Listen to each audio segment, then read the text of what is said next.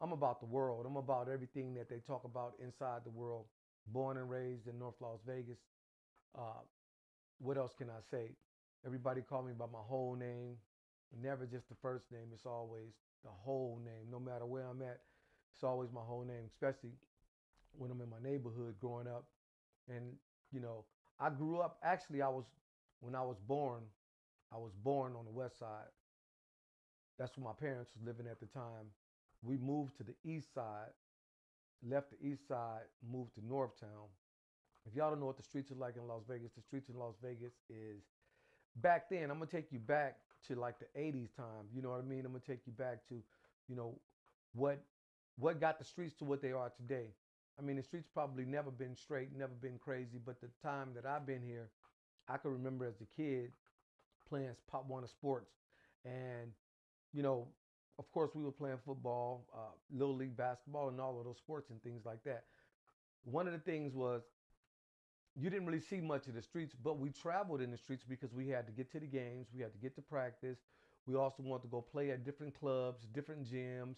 We would go play outside in different places. We would go out and we would just move around the city on skateboards, bicycles, walking in big packs and whatever it took. We would see a basketball goal outside in front of somebody's house and they would have to come out and tell us, hey man, get off our goal, stop playing on our basketball goal because we was really out there really finding a gym or a place. We would go find logos and we would play at logos. I remember we would go up to Fay Heron because Fay Heron had logos and actually growing up where I grew up at, that area wasn't really that far from where we lived at the time, but we had been living in that area and I had went to the elementary school in kindergarten and first grade. I went to that school, Fay Heron, and then we moved away and we moved to Diana Street. Then we moved to where we live. My parents live now, and then one of the things about it is being on the west side at my grandmother's house. You know, you would see different kind of people. You would see different kinds of hustles. In Northtown, you would see different kinds of hustles, different kinds of things. But when we were really young, we didn't really see the the thugging, the street aggressiveness. We didn't see any of that. What brought all that about? And people could quote me and can say what they want to say, but I know I can't actually remember when the year it was, but let's see. What year did Scarface come out? The movie.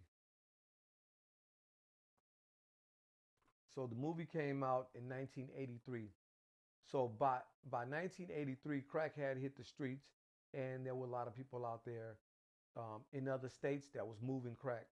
In Las Vegas, there was a few people, a couple of OG dudes hustling, but at the time, them dudes probably was only like 19 years old or something like that, and they got a hold of the sack. They met somebody in California, and they was hustling, and us as you know younger dudes, we watching these dudes hustle. I remember one day, I got to share this story. We were in the 11th grade, and at the time I was going to Western, and I was at one of my homeboys' house, and his mom was dating this dope dealer dude. So we after school we there, and while we there, now all this took place on the west side. At this time I was living in Northtown, and so it was always competition and people being competitive, and I've always been competitive because my skill level always been high at whatever I wanted to do, whether it was fighting, boxing, basketball, football, karate, wrestling, track, whatever it was. I was dice, cards, whatever it was that we were learning over there in North Las Vegas. I was one of the most competitive people it was, so being competitive is it's like, uh, that's the thing. So while I was at my homeboy house, this guy named Pat Duke, if you live in Vegas, everybody know Pat Duke. Pat Duke, a little short dude, but they was getting money at one time. I mean, they was really having some major money. But at this time, I was in the 11th grade, which had to be in like 84. So that movie Scarface had already been out. People had seen that movie Scarface, and people was riding the coattail of wanting to be like Tony Montana in the movie Scarface. Okay, boom. So how did he get it? He got it by selling dope. He was a dishwasher. He got out of the little center that they had him locked in, and he becomes a dishwasher. That wasn't moving fast enough for him. That wasn't making no money. So what did he do? He started selling major weight, and he pushed it to the limit. And so in Las Vegas, you had guys that was trying to push it to the limit. I mean, they was driving around in nice vehicles, and they was driving around with, jewelry, and they had the fresh gear on, the Fila sweatsuits, and which was really popular back in those days. So we're just trying to figure out how we got here and what taught the hustlers to be the hustlers that they are today. This is, growing up in North Las Vegas, growing up on the West Side. So I got a chance to see a lot of that stuff. I could tell y'all some stories and some things that, you know, you wouldn't be able to believe it, but if you was there, the person that was there, which probably in a couple of incidents, there was only a few people there, and they would say, yeah, well, I knew about that too. I seen that. I seen that. So this dude named Pat Duke, right? Pat Duke was out of Wrigley States, and Pat had a brother. His brother was balling. Their family members was out there, and there was some other folks in the town balling too, in other neighborhoods. Uh, in my neighborhood, we were still kind of like in the activity of sports, and trying to make it to the NFL or the NBA. We trying to make it to the pros, but at the same time, we was distracted. We was interrupted, and we had a choice to make. And when we made the choice, it wasn't the choice that we was dreaming of. It took us away from the dream. It took us away from what we all wanted. At least for me, myself, I know I did. But I know a lot of people that I talked to, that went through some of the struggles and some of the things that I went through of running across this, life out in the streets. So being out there, playing sports, and you trying to get, a scholarship, you trying to get to college so you can get to the next level. Well, in between that, they only had a few people in Vegas that even really probably knew how to recruit. I mean, there wasn't many people during that time that even had a connection with somebody outside of Las Vegas. A lot of Las Vegas people, especially the ones on the west side, they won't go past Washington. If y'all know Las Vegas, Washington is like almost being in Tallulah, as a little small little place. They like to stay boxed in, and people will tell you and think it's cool to say something like that, share it with some young dude. But so this dude Pat, he braced up on me. He was older than me, but he was small. He wasn't no big old dude. So he looked at me and he was like, yeah, man, I see you on your push-ups. I see you on your push-ups. Then he started telling me about he had a little cousin that would ball me out. So I said, who was your cousin? And he was like, Jeff Penance. I was like, oh, man, I done already dogged that dude. Jeff was tough. Jeff could play. But when Jeff came down to the North Las Vegas in the Boys and Girls Club, Jeff wasn't that tough. We had ballers down there, and I was one of them. So it wasn't about the competition of if I could beat him. I already knew that I could play, so it wasn't really about that. But I'm telling this dude, he trying to act like his cousin was, stomped down the baddest dude. And I'm like, man, that ain't it. So he got into confrontation with me, trying to, front me off. And he pointed to me and he pointed at his finger and was like, this ring is a down payment on your mama house. Now I took that as an insult because, my mom and daddy didn't sell dope. They, church going people, and my daddy went to work every day, paid for his house, and still got his house today, how many years later. So I took that offensive. He, yeah, this is down payment on your mama's house. And so I couldn't wait to really, get older and get my paper up so I could really just, check this dude, how it is. So I was like, so once I got out there in the lifestyle of hustling and making money and moving around the streets and getting my own place at a young age, and, thinking everything was all gravy and, all good, I ran into that dude. And of course, at that time, he was down on his luck. He was down on his luck. He needed me. You see, that's how things turn around. And I mean, me and Pat, we cool to this day. I mean, I still would speak to him and I talk to him, but I'm telling y'all the story with the truth, what really happened. That's how that took place. And I was from Northtown. They actually was from Northtown too, but we called it the West Side where they was at because it was over the hill. We had this hill that separated, you know, um, the North Las Vegas, Northtown, West Side, West Las Vegas. But actually, when you go over the hill, it was still Northtown. But because of the type of people who lived on the east side of the hill, those people was a little different from the people who lived on the west side of the hill. So that's why it was called West Side and Northtown. And so anything over that hill was West Side, and anything that came back that other way was Northtown. And people claim that thing, and it's still a stigma today where people were afraid to go over that hill back and forth each way. Some people scared to go that way. Some people scared to go that way. Some people will not never go that way. They don't even want to think about it. Some people they'll go. I mean, like myself, I can go anywhere. I mean, I move around. I mean, I went to 4 high schools out here, 2 junior high schools. So I met and I know everybody from all of the Bloods, the Crips, the Pimps, the Hustlers, and everybody. So that's how I got caught up out there, because being involved in uh, uh, people that think and are like you know, and they got something that you they got something that could bring you to light of what you really want to do, help you get something in your pocket. So I mean, y'all understand what I'm talking about. The real hustlers do. Anybody else then, just be blind to it. But so growing up on the west side, I remember my grandmother. I would be at my grandmother's house, and she was the cookie lady. She was the candy lady in the Jets. And in the Jets, you had people like Ted, Mark, Ricky Cooper. You had the Love Brothers. You had Gugu. You had Johnny Fair. You had all of those dudes over there. So those people, they knew my auntie. They knew my grandmother because they came and got cookies and stuff like that. But it wasn't like I ran with them. Sean, me and Sean was cool, and me and Ricky Love was cool. So, but we were young and we got a chance to meet those dudes over there, and we would go out and play basketball at Matt Kelly. We would go up to Doolittle. Big Tony. Tony used to be out there. Tony was one of the dudes that always. Tony was one of those dudes you felt safe around because you knew what he wasn't gonna let nothing happen to you, and he was big enough to protect or defend whatever he set out to do at that time. So it was like, people really wasn't into uh, the heavy gang banging just yet.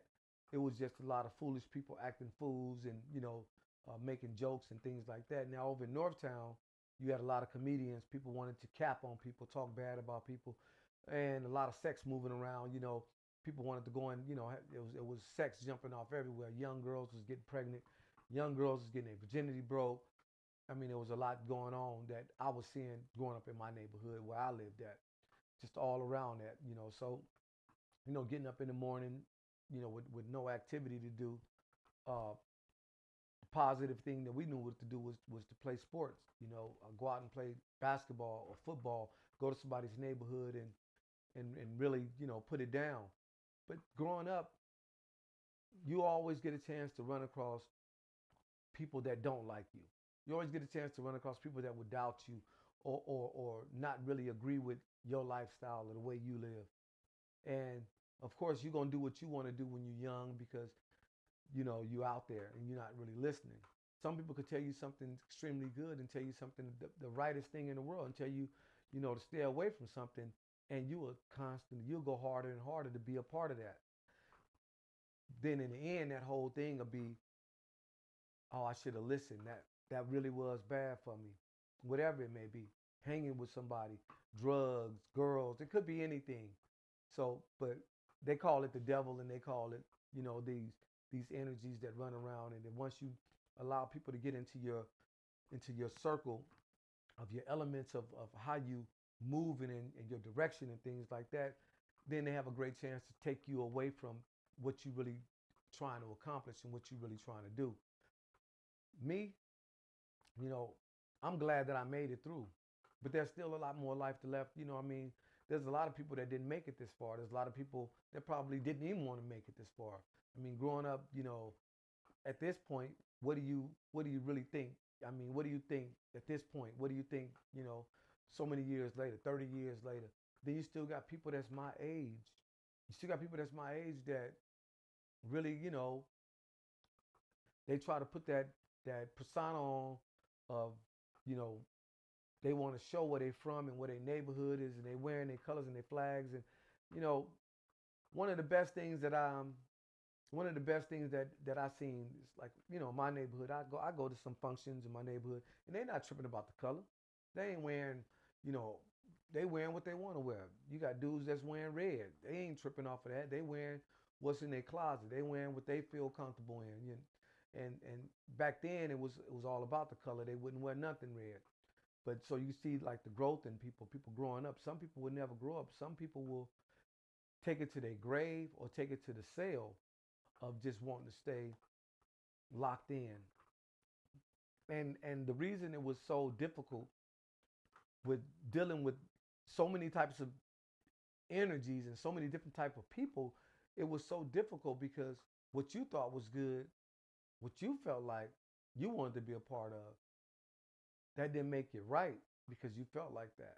Whether it was gang banging, whether it was selling dope, whether it was smoking dope, whichever one it could have been. But when the town was hit, when Northtown was hit, it was hit everybody over there was selling dope. I remember my sister's boyfriend was one of the biggest dope dealers out here. You know, of course he probably had several other girlfriends because he was banging like that. He was hot. He had money. You know what I'm saying? And of course they busted him and he did 17 years, and he got out. And it was almost like you know people was glad to see him and happy to see him. And I mean, his status rings so large and so big that when he got out, there was things available for him. And there's still probably more things that he just don't accept and he don't take because he's a certain type of dude and he live a certain kind of way. There's another dude did 39 years. Uh, they said that the rumor is that the murder that he committed or the murder that was committed, that he didn't even do it. He did 39 years for a person. So a person did 39 years and did that time because he wasn't about telling, he wasn't about snitching because he was part of their life. Las Vegas had so many people to come up out of this joint, so many people to leave this place. I mean, you could match Las Vegas up with anybody. This the gambling state. This is the city where everybody wanted to hustle. And I mean, dice, playing tunk, lag. And I mean, we've been doing that since like the third grade. So it was always like hustling, playing for money. The gambling part about it, that casino that's out there on the strip, the one that's downtown, going in there. I mean, of course you see that money and you want to try to go win that money. Of course you want to go win that money, but is that money really available? I mean, do you have enough money to win all their money? That's the question. Do you have enough money? And a lot of times when you come out with a lot of money, they're going to give you a free room. They're going to feed you for free. They're going to do so much for you because they're trying to hold you in. They want to keep you in. These are the things that I experienced as a young dude. I wasn't even 16 yet. And I was experiencing these kind of activities and these kind of these kind of positions in life. I'm seeing all of this stuff. I remember the horseshoe as a young man. We were only like 16 years old, 15, and the security at the horseshoe used to beat the shit out of people. I mean, North Las Vegas police officers, Northtown police officers. If you look it up and you see all the lawsuits that they got from this guy named Rico and several other Northtown police officers, you just take a look at what happened in the lawsuits that got thrown up against them. I mean, it was reckless out here, both ways, with the criminals and the police. I mean, there was so many different. There's so many incidents where police standoff against street standoff against thugs. If you've ever been here and you've been down in Neck City back in the 80s, you already know what I'm talking about. You've been down in the 80s, down the Donna Street, you know what I'm talking about.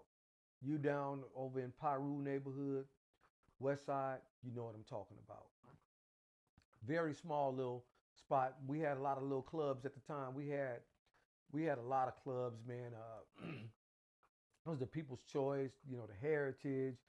It was the Town Tavern was popping. You had Shays. You had places in the 90s, but that 80s mentality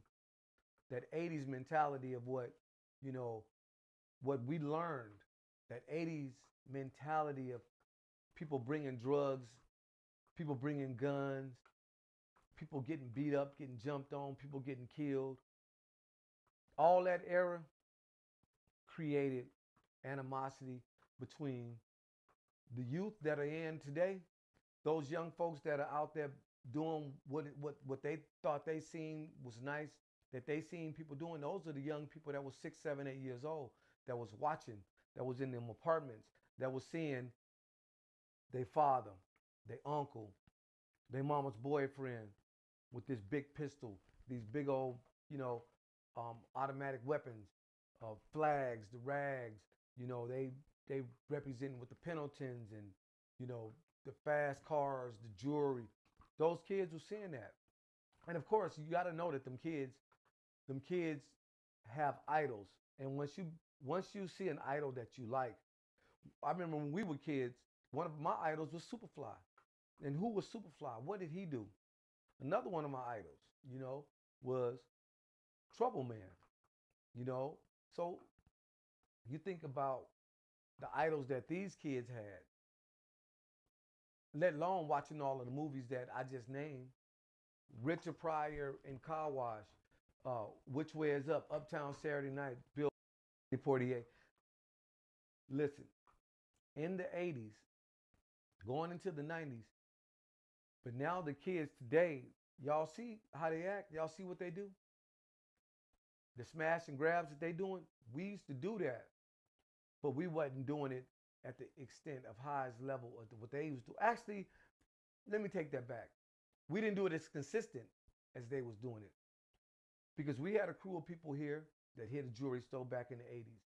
We had people here that hit pawn shops back in the 80s. I mean, we had people would go in the stores and take stuff and run out. I mean, without a mask on, because the cameras they wasn't high tech. And then not only that, they really wasn't even any cameras running around. You could just go in the store and just load up with a bunch of clothes. And when people started being on drugs, they had to figure out a hustle to be able to get money. Everybody couldn't go and beg for money. Everybody couldn't go and sell their body to get some money. Everybody couldn't do that. So a lot of people knew how to go steal. And of course, not the city, but the city officials not being able to recognize what can possibly help and benefit a ward, an area that, like we grew up in. You gotta come up with solutions. You gotta have the solution to stopping anything that's interrupting or causing corruption to the youth. Now the problem is so far spread out and so far gone, we getting a chance to see at first hand real criminal activity in high places. We get a chance to really see real criminal activity in high places. And just to kind of, I want to show y'all a little something. I mean, while we sitting there, just listen to what I'm going to show y'all, okay? I'm going to pull this up for y'all. When are you coming to the Philippines? Mr. President, do you support the Justice Department seeking a new interview with Ghislaine Maxwell? Did you urge the Attorney General to seek one? I don't know anything about it. They're going to what? Meet her?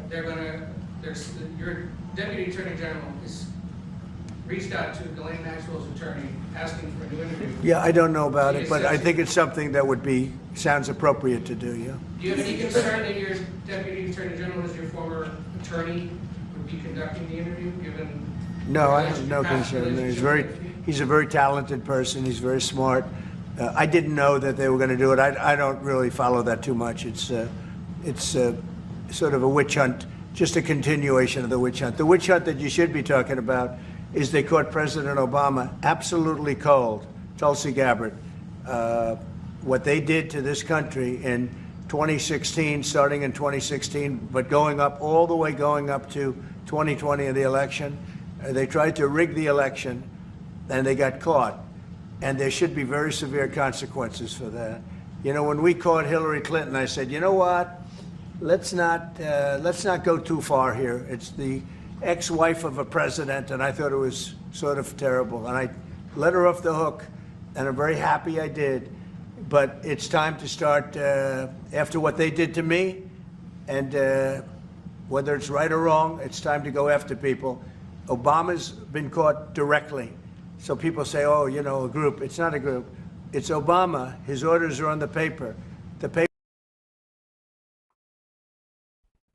So now, I mean, you know, one thing about it is, one thing about all this, the people in the streets that claim that they wanted to vote for Donald Trump and they like Donald Trump and they think Donald Trump is a black dude. They like, oh yeah, he the first black president for real. He the real, you know. But black people, I know y'all say no snitching. What is Trump doing right there? What you just listened to, that's called snitching. But y'all gonna make an excuse. But you would harm a brother, and you would just talk bad about some brother that your own brother. You would talk about he's a snitch and you don't want to be around him, but you gonna support a dude that was snitch right in your face, and then y'all gonna say, well, at least he did it in our face. Now, listen, if you didn't like it then you don't like it now. I'm gonna let y'all hear a little bit more of this, man. This is, you know, let y'all hear a little bit more of this. Papers are signed. The papers came right out of their office. They sent everything to be highly classified. Well, the highly classified's been released. And what they did in 2016 and in 2020 is very criminal. It's criminal at the highest level. So that's really the things you should be talking about. I know nothing about the other, but I think it's appropriate that they do go. May I ask you about that, Mr. President? Yeah. Tulsi Gabbard has submitted a criminal referral to the Department of Justice. From your perspective, who should the DOJ target as part of their investigation? What specific figures in the Obama administration? Well, based on what I read, and I read pretty much what you read, it would be President Obama. He started it. And Biden was there with him, and Comey was there, and Clapper. The whole group was there. Brennan, they were all there in a room. Right here, this was the room. This is much more beautiful than it was then, but that's okay. I have nice pictures up. They came out of the vaults. They were in there for 100 years. This is much more beautiful. We have the Declaration of Independence now. Man, this is evil at its finest. You know, this is all about me growing up and what I've seen, some of the things growing up, and why we kind of got off track, and why things aren't going the way that they're supposed to go now. Just listen to this dude. I mean, this dude here, this dude will lie in your face, and then he would blame everybody else, and then he wants y'all to believe that. He's been constantly lying. They got this thing out. They talking about the Epstein files. He's trying to deter y'all away from that. He don't want y'all to really know. He would pray and hope that list don't come out. But hey, y'all got to pick the right side. It ain't about picking sides. It's about picking the right side. And people say, well, vote. Did the votes even really count, or did they matter? Because was there cheating going on or not? Was there some way that they made those ballots grow like that so that everything will show up red? Is that what happened? I mean, because in Las Vegas, I know there's a lot of places here, but we won.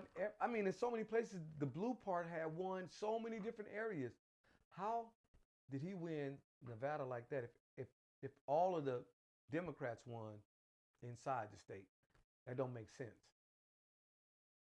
So somewhere we all know something was rigged. But he always talking about it. The one that's accusing somebody is always the one that's doing it. That's what people say. And that's what's been happening. So we're going to get back to growing up in Las Vegas, the neighborhoods, not the Strip, not downtown. We talking about the neighborhoods. So growing up, there was very few neighborhoods out here. There was, you know, I can go through and name quite a bit of them, but it's not necessary. If you was here, you was here. If you wasn't here, do a little more research, check back with my page. Make sure y'all hit like, subscribe, share this if you like it. Hey, dip into the comments and let me know what you think. If you have any questions or if there's something I said or anything like that, y'all let me know what's up, get down in the comments. But Las Vegas, people mistake Las Vegas as some friendly, soft little place. But y'all don't know Las Vegas is a very vicious place. People been hungry out here for a long time. And for quite some time, we didn't have an NFL team. We didn't have a WNBA team. We didn't have a baseball team. We didn't have a hockey team. We didn't have a pro team at all. All we had was UNLV. Growing up, we had UNLV. That was it. So if you wanted to root for Dallas or Minnesota or Frisco or whoever you want, you had a choice. But we didn't have a professional team because the development of Las Vegas, the development of Nevada hadn't became that strength yet. And that's why, we grew right along with this town. And of course, it wasn't to benefit us. It wasn't to uplift us. It was to keep us working, to keep them built up. You got to think about it. Are we helping ourselves or are we helping them? When I used to work in the casinos, I used to be like, this was my mentality. I used to be a busboy. I used to be a runner. I used to be a kitchen dude. And I did a little bit of working at the pool.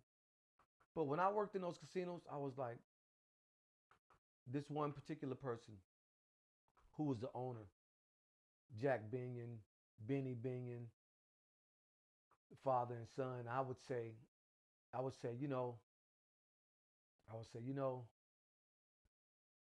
I'm here working. I'm a slave. I'm cleaning Master's house. That was my mentality because that's what I felt like. And that's what it was. I'm cleaning Master's house. Master's sitting up, drinking some coffee, stirring his milk or whatever he's doing. And I'm making sure his place is clean. Because this is his joint. He owned this. And I'm trying to figure out how come I can't own something like this? What do I got to do to own this? What did he do to even get all this money? Where did all that money come from? See, I like to do deep research history and go all the way back. I like to know, how'd you get this? Where did it come from? And is there any way that I could have a part of that? See, I'm one of those dudes. I'm like the dude in King of New York. If it's a nickel bag sold in the park, I want in. That's the dude I've been around here in Vegas. If somebody was doing something and I knew him and I knew of it, yeah, I was right at him. Everybody around here know that. So I had to stay who I was. And like today, a guy told a dude, he said, man, I'm just being me. You know what he told him? He said, man, you ain't got no choice. So you have no choice but to be yourself. You got people that got strung out on drugs behind this devastating 80s mob takeover, you know what I mean? That waterfall that fell down. It was strong, man. I mean, you got to take a look at Italians and the Jewish people and the white people. How many black people own a casino here in Nevada? Look it up. If you don't know, take the time and look it up. How many black people tried to own a casino here in Las Vegas? And how many black people was denied? How many times they was denied? Why are we being shut out of the wealth? Why are we being shut out to where we can't get paid? Why what goes for you don't apply for us? And people try to make this make sense. And it just doesn't make sense. I know some people say, well, you should just get a job and go to work every day. I mean, I've done that. I've known several people done that. I done opened up several businesses, ran businesses and on the strip, off the strip. And when I had my business on the strip, I had seen more racism than I've ever seen in my life. I'm the black dude that played on a football team with all white boys. So they had to be real careful of how they talked and what they said around this black dude. You know, I wasn't there for no trouble. I was just there to play sports. But when I started having my cafe downtown, I mean not downtown, but on the strip, everybody that had businesses around me, you could see who they were. They let me know who they was. They let me know. And, you know, I did a good 4 years out there. It wasn't long, a very short time, but it was a lot of stress. I was in my 40s and, you know, guys, you know, I don't know about women, but guys, you know, when you're really stressed out and you get that hole in the side of your beard and it looked like, you know, it's a birthmark or something. Man, I was getting stuff like that. You know what I mean? I was just like in so much stress, you know, just dealing with my own people, dealing with people that I thought I could trust that was around me that was stealing from me, dealing people with, you know, thinking that they, you know, helping me, but they really taking advantage of the whole situation. People that left me out in the cold and family members and, you know, being disrespectful. It was so much that I had to fight against trying to hold on to this cafe. I believe if I had held on to it and that activity had kept continued to take place, I probably would have had a heart attack at a young age, probably would have had a stroke, and probably wouldn't be, you know, healthy at this time right now. And also, make sure y'all pick up that book, Behind the Lights of Las Vegas. It's on Amazon Kindle. You know, Kindle is an app you could just download the book. The book is less than $6. Give me a review. Let me know what you think of it. And anybody who get the book before the end of July, screenshot me, send it to me, and I will send you a free t-shirt. Just tell me the size you wear and I'll send it to you. Free t-shirt, Las Vegas t-shirt, vague t-shirt, maybe a sports jersey of your favorite team. So I covered a little bit that I wanted to cover. I definitely didn't want to cover I didn't cover everything I wanted to cover. But make sure y'all, you know, you know, y'all think y'all know it all. Y'all think y'all know, you know, a lot of people in town. Y'all think y'all can tell them how to live their life and what to do, but you never know the scars and the things that they've been through of what is not allowing them to be in position that they need to be in. So don't force people to do things. Don't just run up their tail. Don't put the steering wheel in their back and just drive them. You know, give them an opportunity to do some things. Give them an opportunity to get their head clear.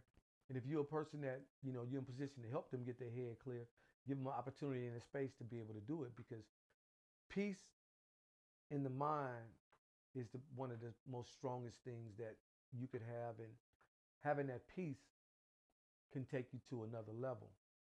Having that peace could help you create the next multi-million-dollar business. So be careful who you talk to and who you down and who you make fun of. We was always taught as kids, don't make fun of handicapped people and don't disrespect people. And unless they disrespect you. So that's going to wrap my show up for the day. I hope y'all enjoy my show. Click like, subscribe, hit share. And also remember this, always keep a piece of Vegas with you. That's the slogan for the Vague. You know, you could always go to thevagueringtone.club. You can order your gear. Peace to everybody in Las Vegas that grew up with me. Peace to everybody that grew up on the west side that I know. Peace to the Northtown, the whole family, everybody that's down there. Make sure y'all click subscribe, hit like and share. And I definitely get with y'all on another podcast, another episode. I was glad to be here with y'all and give y'all a little information. Peace.